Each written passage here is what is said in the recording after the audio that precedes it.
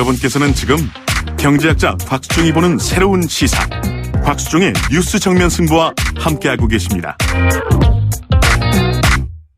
4부 시작하겠습니다. 지금 팩트 진검 승부 추루맨 진행하고 있습니다. 시사인의 고재열 기자, 뉴스톱의 김준일 대표와 함께하고 있습니다. 잠깐 그 앞에서 했던 그 문건 관련해서 당시 김경수 대통령 연설기획비서관 그리고 박선원 청와대 통일외교안보전략비서관 메모가 공개됐지 않습니까? 이 메모에는 오히려 송민순 전 장관이 북한 반응을 확인하는 데 찬성하는 것으로 해석할 수 있는 그런 발언을 했다라는 기록이 나옵니다. 예, 그렇습니다. 이거는 이제 송민순 장관의 그 자서전이 논란이 되니까 뒤늦게 이제 그거에 대응하는 걸로 이제 공개를 한 것인데요. 거기 내용에 보면은 송민순 이제 전체적으로 다 이제 기권하는 걸로 돼 있는데 송 전 장관만 찬성하자라는 입장이 이제 논란이 되니까 송 전 장관이 이제 거기에서 발언했던 게 작년에도 이렇게 했듯이 올해도 이렇게 간다는 정도로 북에 설명해서 북의 반응에 따라 보고해서 결정하자라는 취지의 말을 했다라는 게 그 메모의 핵심 주장이거든요. 그러니까 그쪽에 승인을 받자라는 게 아니라 반응을 보고 어쨌든 판단을 해보자 이런 식으로 이런 취지의 말을 했다라는 게 이제 김경수 비서관 측의 메모의 이제 핵심 주장입니다. 국정원 입장도 들어봐야 될 것 같아요, 고재열 기자님. 네. 어떻게 이야기합니까? 지금 이제 국정원이 관련된 부분은 두 가지일 것 같습니다. 하나는 그 메모의 내용이 북의 허락을 득하는 것이냐, 아니면 그냥 북의 반응을 이렇게 이제 이런 거 해서 우리는 이미 기권 결정이 나 있는 거기 때문에 반응 정도를 보는 것인지 그 내용을 하나 이제 좀 확인하는 거다고 또 하나는 이게 이제 문재인 후보가 그냥 정보 채널 차원에서 이렇게 그 확인해 봤다라고 했는데 김만복 전 국정원장은 남북 채널을 통해서 이제 확인했다 했던 부분이 있으니까 그 부분에 대한 이제 확인 부분이 남았는데 지금 현행 국정원의 지금 입장은 NCND 긍정도 부정도 하지 않고 확인을 해주지 않는 입장입니다. 확인해 줄 수 없겠죠, 그죠? 왜냐하면 이게 선거 개입 논란이 될 수가 있는 어느 쪽도 만족시킬 수가 없는 거기 때문에 여기에서는 NCND가 당연한 스탠스입니다. 자, 여러분 시사인 고재열 기자와 팩트체크 전문 미디어 뉴스톱 김준일 대표와 함께 팩트 진검승부 추루맨 진행하고 있습니다. 두 번째 팩트체크는 국민의당 안철수 후보가 직접 언급한 갑철수입니까? MB 아바타입니까? 입니다. 문 후보께 저는 질문을 드리겠습니다. 갑철수입니까? 안철수입니까? 다시 한 번 더. 갑철수입니까? 안철수입니까? 무슨 말씀이시죠? 아니, 갑철수입니까? 안철수입니까? 그것도 무슨 말씀인지 모르겠네요. 갑철수래. 제가 MB 아바타입니까? 어떻게 생각하십니까? 한간에 그런 말도 있죠. 아니, 지금 문 후보님 생각을 묻습니다. 제가 MB 아바타입니까? 그게 제 생각입니다. 안철수 후보님, 아니면 아니라고 본인이 해명하십시오. 지금 그러면 MB 아바타가 아니라고 확인해 주시는 거죠? 저는 뭐 그렇게 생각하지 않습니다. 이게 초등학생 감정 싸움인지 대통령 후보 토론인지 내가 참 알 길이 없습니다. 제 말이요. 제 말이 그렇습니다. 정말 이게 만약에 제가 좀 패널로 참여해서 하는 방송 같았으면요. 이 정면승부에 저는 정면승부 걸어버립니다. 이건 정말 참아야지요. 대장금의 장금이가 그럽니다. 입에서 홍시맛이 나서 홍시맛이라고 하는데 저보고 왜 홍시맛이 나냐 그러면 어떡합니까? 그죠? 고재열 기자님이 영 반응을 안 하시네. 저를 무시하시네. 아까 안철수 잊으셨죠? 후보 성대모사부터 되게 어설프셨습니다. 어설프십니까? 제가 갑철수입니까? 안철수입니까? MB 아바타 안 후보가 이 이야기 왜 했을까요? MB 아바타라는 말이 사실은 처음 나온 게 2012년 대선 때거든요. 그때 이제 박근혜 후보를 지지하던 보수 진영에서 안철수는 MB 아바타라는 주장이 나왔습니다. 그러니까 박근혜의 당선에 막기 위해 이명박 측에서 지지하는 후보가 안철수라는 의미인데요. 그때는 이제 그렇게 널리 퍼지지는 않았고요. 이제 2017년 대선에서 이 MB 아바타라는 말이 굉장히 널리 쓰이기 시작했는데요. 문제는 이게 민주당에서 이렇게 퍼뜨린 건지 아닌지에 대해서 확인된 바가 없는데 그거를 이제 안철수 후보가 민주당 측에서 공식 제기한 것처럼 이렇게 말을 해서 좀 논란의 소지가 있는 거죠. 어제 보여줬던 문건이 민주당에서 만들었다고 하는 문건입니까? 안 후보가 주장하는? 이게 이제 민주당에서 만들었다면 이제 안 후보 입장에서는 충분히 문제 제기를 할 수 있는 내용이겠죠. 그런데 좀 안타까운 것은 이게 이제 사실은 일반인들 같은 경우에 그런 갑철수라는 말이 왜 나왔는지 그리고 MB 아바타란 말이 왜 나왔는지 그걸 모르시는 분들이 오히려 더 많습니다. 네. 그런데 본인 입으로 예. 그 본인이 갑철수라는 말을 듣게 된 이유 그리고 MB 아바타라는 말이 나오게 된 이유를 사람들이 생각해보게 만들어버린 거죠. 예. 그래서 이것은 어떤 그 본인 입장에서는 저렇게 민주당이 네거티브 선거를 하고 있다라는 걸 강조하기 위해서 그런 형식의 대화법을 선택했나 본데 제가 봤을 때는 어떤 그 상당히 어떤 선거 전략으로서는 실패작이 아닌가 싶습니다. 저도 이런 경험을 한 적이 있습니다. 방송을 하다가 네. 그때 민주당 의원분하고 인터뷰를 하고 있는데 뜬금없이 제가 통진당 이야기를 했어요. 네. 그러니까 많은 청취자분들이 갑자기 나가다가 왜 통진당 이야기를 더불어민주당 이야기 하냐. 저는 이제 안보관 이야기를 하면서 통진당의 정강 정책을 어떻게 생각하느냐 이걸 여쭙고 싶었는데 그러니까 뜬금없다는 제가 반응을 많이 받았거든요. 안 후보도 아마 그런 실수라 그럴까요? 그런 생각으로 아마 했는 모양이네요. 그죠? 네.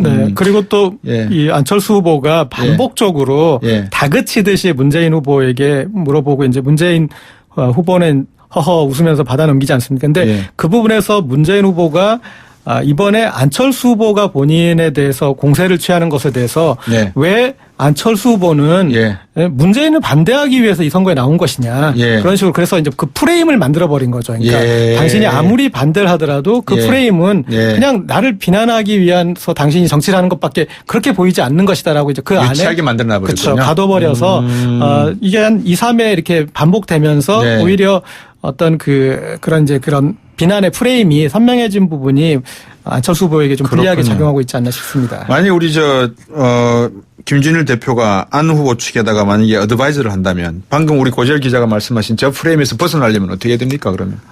이게 정말 평가를 하자면요. 안철수 후보 지금까지 캠페인 중에서 최악의 실수라고 저는 보고 있거든요. 그래서 정말 이거를 벗어나는 게 쉽지가 않을 것 같아요. 왜냐하면은 어제 실시간 검색어 1, 2위가 갑철수하고 MB 아바타였습니다. 네이버에서. 3등은 뭐 홍준표 돼지 발정제 뭐 이런 거였고요. 그래서 사람들이 이게 갑철수가 뭔지 MB 아바타가 뭔지 이런 궁금했던 사람들이 다 그걸 검색해 본 거예요. 내용이 뭔지. 그래서 지금 검색해 보시면 온통 그 얘기밖에 없습니다. 그렇군요. 원래 그러니까 좋은 거 있지 않습니까? 한국의 스티브 잡스, 강철수 경제 대통령 이런 좋은 자신의 이미지가 있는데 캐치프레이즈가 있는데 이런 것들을 강조해서 좋은 이미지를 남겨야 되는데 이제 사람들이 안철수 하면 생각하는 건 갑철수밖에 없어요. 남는 거는. 그 네거티브 그런 거는 중요하지 않고요. 남은 건 갑철수밖에 없습니다. 그러니까 자기 스스로가 코끼리 생각하지 마. 그래버리니까 코끼리만 생각하게 만들어놔버렸네. 그렇죠. 그리고 선거에서 원래 1위는 계속 공격을 받을 수밖에 없는 후보고요. 그러니까 2위는 이제 좀 추격하는 입장에서 긴장을 주는 후보인데 1위가 그래서 나는 공격받습니다 그러면은 그거는 이제 그 1위니까 공격을 받는구나 이렇게 생각을 하는데 2위가 공격받습니다. 그리고 그 전에 문재인 아들 문제라 이런 부분에 대해서 공세를 취한 부분이 있어서 그러면 사람들이 그것에 대해서 너도 공격했잖아. 그냥 이렇게 이제 등 형식으로 이렇게 돼버리는 겁니다. 그리고 안철수 후보도 또 이제 부인 문제나 그런 부분도 실제 사과한 부분도 있고 그러다 보니까 이 부분이 안철수 후보가 되게 억울하겠다. 그렇게 받아들여지는 그런 국면은 아닌 것 같습니다. 자, 이제 세 번째 팩트 체크 해보겠습니다. 자유한국당 방금 여러분께서 말씀하신 홍준표 후보에 대한 고 성황종 전 경남기업 회장의 사면 관련된 논란입니다. 문 후보님 이제 시간이 얼마 안 남아서 요거는 내 꼭 묻고 넘어가야 되겠습니다. 2006년 10월에 1심에 간첩다운 사건이 있었습니다. 국정원에서 조사해서 검찰로 넘긴 사건입니다. 이때 김성구 국정원장이 7개 그룹을 조사를 했는데 그중 1개 그룹만 이제 이 수사 도중에 6개를 추가로 수사를 하려고 하니까 문재인 후보 측에 386들이 많이 걸려 있었어요. 그걸 수사하려고 하니까 2006년 10월에 노무현 대통령께서 김성규 국정원장을 불러갖고 그만둬라. 이래가지고 이제 그만뒀는데 이걸 이제 버시바우 대사가 미정부에 보고를 했어요. 그때 비서실장을 하면서 왜 김성규 국정원장이 7개 그룹을 수사하려고 하는데 수사를 못하겠다 해고를 했다는데 그거 좀 한번 해명해 보시죠. 사실이 아니며 참여정부는 검찰 수사에 관여하거나 통제한 적이 없습니다. 지금 인터넷에 검색해 보면 이게 사실로 다 나와 있습니다. 그야말로 가짜뉴스 같습니다. 가짜뉴스가 아니고 위키리스크에 폭로가 됐다니까요. 버시바우 대사가 미국에 보고한 그 보고서의 내용이 위키리스크를 통해서 폭로가 다 됐다니까요. 성완종 회장님 메모에 나와 있으면 우리 홍준표 후보님 유죄입니까? 아니 성완종 회장 갑자기 그런 식으로 내가 공격한다고 어제부터 내가 듣기는 들었는데 성완종하고 갑자기 성완종이 그럼 사면은 왜 문재인 후보가 2번이나 해줬어요? 몇 입에 해줬어요? 사면 2번 해줬잖아요. 한 정부에서 사면은 성완종이 2번 해줬는데 나는 성완종이를 몰라요. 그런데 성완종이랑 한 정부에서 문재인 후보가 사면을 2번 해줬잖아요. 왜 2번 할 때 그 몇 입에 해줬습니까? 네? 그 2번을 왜 해줬어요? 기가 막힙니다. 그거 예. 또 거짓말 하실 거예요? 예, 2번 해줬잖아요. 예. 요거는 조금 문 후보가 코너에 몰린 듯한 생각도 드는데 홍준표 후보가 제기한 고 성완종 전 경남기업 회장이 참여정부 기간 내 2번 특별 사면된 거는 맞죠?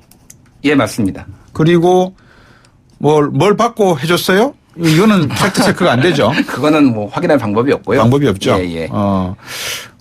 특별 사면은 대통령 고유 권한이죠. 예, 그렇습니다. 민정수석은 역할이 있습니까 없습니까?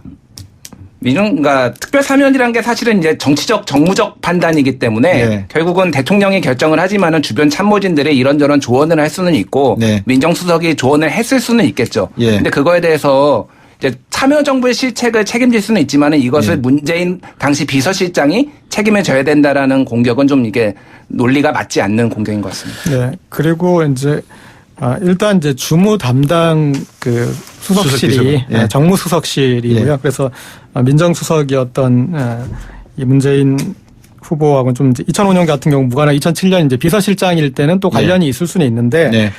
이런 것 같습니다. 당시에 2005년하고 2007년에 사면이 됐던 것들은 이제 맥락이 있습니다. 2005년은 그러니까 이 참여정부 때 정치인 사면할 때는 지금 이제 이명박근혜 시대에는 이제 그런 사례가 없어가지고 이렇게 국민들이 기억을 잘 못하시는데 그 정치인 사면이 탕평책 의 일환으로 돼 있기 때문에 그래서 여권이나 야권 이렇게 그런 양쪽 모두를 사면시켰어요. 그러다 보니까 그 당시에 자민련 몫으로 김정필 자민련 총재가 요청해서 2005년 같은 경우 됐었고 2007년 같은 경우는 이명박 당선자가 있었던 시절이어서 그쪽에서 요청이 와가지고 오히려 이런 이제 지금 신여권에서 요청에 의해서 간 것이기 때문에 이것에 대해서 참여정부 책임을 묻는 것도 사실은 이제 좀 큰 틀에서는 좀 무리수고 더더군다나 이제 문재인 후보를 얘기하는 거는 이제 무리수인데 아주 이 홍준표 후보가 기가 막히게 이 공을 문재인 후보 쪽으로 잘 넘겼죠. 그런데 사실은 이제 성완종 사건은 이제 이 본인이 리스트에 있어서 수사를 받고 지금 1심에서 유죄, 2심 무죄를 받았던 사건인데 본인이 수세에 몰려야 되는 건인데 오히려 공세로 전하는 거에서 상당히 어떤 그 관로 그런 부분이 느껴지는데 이게 이제 2년 전 2015년 지금 딱 이게 이제 불거져가지고 이슈가 됐던 사건인데 당시에 이제 다 총 8명의 리스트에 오른 사람들 중에 이완구 전 총리와 그리고 홍준표 당시 지사가 가장 큰 이제 다른 분들은 이제 불기소가 되고 여기만 이제 기소가 됐거든요. 그것은 이제 이유가 있는 거죠. 당시 이렇게 검찰 발표를 보면 명단은 다 있었고 그 중에서 어떤 그 전달 시기 그런 방식 이런 것들이 구체적으로 특정된다. 그래서 이제 그런 수사가 적극적으로 진행됐던 사안이죠. 근데 그 본질은 또 이것도 사실 있어요. 위키릭스의 고재열 기자께 한번 여쭤보고 싶어요. 위키릭스에 나오는 기사들이 사실일 가능성이 높습니까? 가짜 뉴스일 가능성이 높습니까? 네, 이 부분은 이제 제가 그렇게 생각합니다. 그러니까 위키리크스, 그러니까 버시바우 미국 대사가 그렇게 판단을 하고 미국 정부에 보고를 했을 수 있습니다. 왜냐하면 그분들은 이제 이 한국의 이 전국에 돌아가는 것에 대해서 이렇게 공식적으로 알려지지 않은 이면의 내용 왜 그렇게 됐는지를 정무적으로 자기들 스스로 판단을 해서 그런 이제 미국 정부에 그걸 넘기는 거죠. 그러니까 어떤 이제 비공개 전문으로 넘기는데 그때 이제 한국 쪽의 의견을 들어서 이런 데 하는데 이런 사안 같은 경우에 지금 이거는 이제 당시 여권, 정부 관련된 부분이잖아요. 네. 그러면 이 부분은 야당 정치인이나 예. 아니면 이 조중동 같은 이제 예. 그런 그 당시에 정부와 반대 입장에 있는 언론사의 말을 들어서 예. 그 부분의 어떤 맥락을 형성해 가지고 본국에 보도돼 이렇게 하게 돼 있거든요. 그런데 자, 첩보와 정보는 다릅니다. 예. 이건 첩보 수준 얘기거든요. 첩보라는 거는 확인된 얘기는 아니에요. 그러니까 이럴 수도 있다라고 어떤 그런 가정이 간 거죠. 그러니까 그래서 거기에 이 위키리크스에도 있을 수도 있고 그런 부분이 이제 전문으로 갔을 수도 있는 것 같습니다. 예. 자, 그래서 이번엔 네 번째 팩트 체크를 해야 될 것 같습니다. 네 번째 팩트 체크는 정의당 심상정 후보의 군대 500원 발언입니다. 우리 유승민 후보님은 자식을 군대에 보낸 엄마들이 500원짜리를 모으고 있다는 말씀 들어보셨어요? 자식은 500원짜리 네네. 들어본 적 없습니다. 예. 못 들어보셨어요? 예. 아이들 그 세탁기 써야 되고 탈수기 써야 되니까 500원짜리를 무슨 말씀인지 성공해줘야 된단 말이죠. 아이들이 나라에서 주는 국가에서 주는 나라사랑 카드 가지고 생활이 안 되니까 부모 체크카드를 같이 쓴단 말이에요. 그런 얘기도 들어보셨죠? 그거 어떻게 생각하세요? 이게 국방의 의무를 하는데 그 부모님 돈 털어서 이렇게 유지해도 되는 겁니까? 예, 그래서 저는 병사들 급여 부분은 이등병부터 병장까지 다르긴 합니다만 20만 원 내외인데 그럼 병장 이 기준이죠. 수준은 너무 낮다고 생각하고 이게 꼭 뭐 노동이 될까 이렇게 생각할 수는 없지만 저는 최저임금의 한 50% 정도로는 단계적으로 올리는 게 맞다고 생각하고요. 세탁기나 PC 쓰고 이런 부분들은 저는 무료로 하는 게 맞다고 생각합니다. 네, 심상정 후보 보수는 안보를 정치에만 이용한다라고 지적하면서 이야기한 발언인데요. 상당히 설득력이 있습니다. 네. 예, 얘기 듣다 보니까 전 대통령 자격이 없는 것 같더라고요. 저도 500원 왜 모으는지 몰랐어요. 아, 그렇습니까? 예. 아직 애를 군대에 보낼 만큼 이렇게 애가 크지 않아서 그랬는지 저도 모르고 있었는데. 그렇다고 해서 대통령 될 자격이 없다고 말씀하시면 안 되죠. 예. 저도 제대한 지 한 20년이 넘어서 잘 몰랐던 부분인데 확인을 해보니까 아직 일부 부대에 500원짜리 동전을 넣고 사용하는 코인 세탁기가 설치되어 있는 것은 사실입니다. 그러니까 국방부에 따르면은 원래 병사 20명당 한 대씩 세탁기가 보급되어야 하는데 아직 3,000대 정도가 부족한 실정이고요. 그래서 이제 코인 세탁기가 보급이 된 건데 이제 뭐 일주일에 2번 정도 만약에 세탁을 한다고 하면은 한 8,000원에서 10,000원 정도가 나가는 거거든요. 근데 이병 월급이 16만 3,000원, 병장이 21만 6,000원인 걸 감안하면은 적은 퍼센테이지는 아닌 거죠. 이게 지금 코인 세탁기가 있는 곳이 전방 지역입니까? 후방 지역입니까? 그것까지는 저는 확인은 못 했는데 전체적으로 이제 전방부대 쪽에 많은 걸로 이렇게 알고 있습니다. 어쨌든 이번 뭐 세탁기 문제, 탈수기 문제도 나왔지만 심상정 후보의 토론하는 모습을 보면 지난번에는 그 문재인 후보에 대해서도 약간 좀 공세였다가 이번에는 조금 공격 방향이 유승민 쪽으로 좀 바뀐 것 같아요. 그렇죠. 이제 그 부분에서는 정무적인 판단이 있을 수 있는 것 같습니다. 어떤 정무적 판단이요?